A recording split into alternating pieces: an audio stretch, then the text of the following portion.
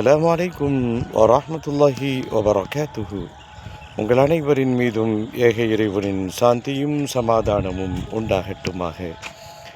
எங்கே சென்றால் நம்மை பெற்றெடுத்த தாய்?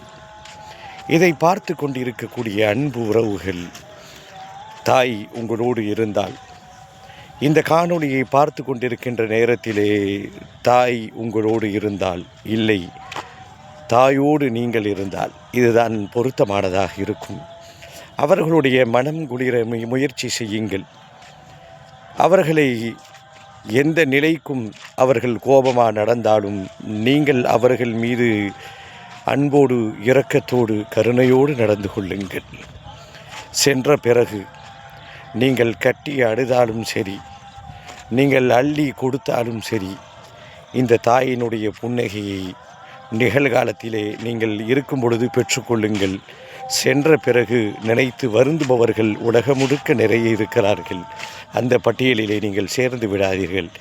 எங்கே சென்றால் நம்மை பெற்றெடுத்த தாய்மார்கள். தொடர்ந்து பயணிப்போம், பேசுவோம் இன்ஷா அல்லாஹ்.